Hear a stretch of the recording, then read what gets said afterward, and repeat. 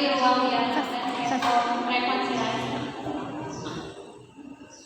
Nah, tempat ibadah yaitu fungsi utamanya tetap sebagai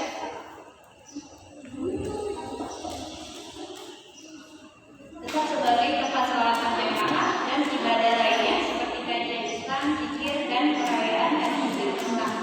Pusat pendidikan yaitu banyak mungkin mengadakan kelas atau kajian keagamaan, termasuk pendidikan Al-Quran, ceramah Islaman, serta seminar mengenai berbagai aspek kehidupan. Yang ketiga yaitu kegiatan sosial.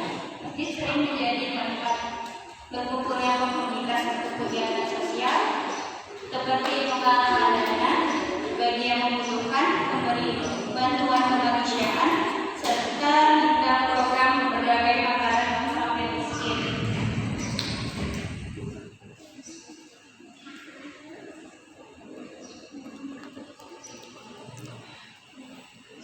Nah, tantangan masjid era modern itu yaitu yang pertama kurangnya jamaah muda, yang kedua fungsi masjid yang kurang optimal, dan yang ketiga modernisasi tanpa arah atau hanya fisik bukan fungsional. Selanjutnya akan dilanjutkan oleh Paul.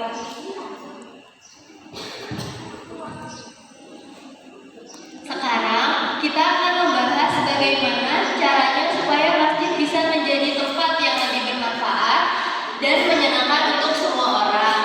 Tidak hanya untuk sholat, tapi juga bisa untuk belajar, mengaji, bermain, dan berkumpul bersama.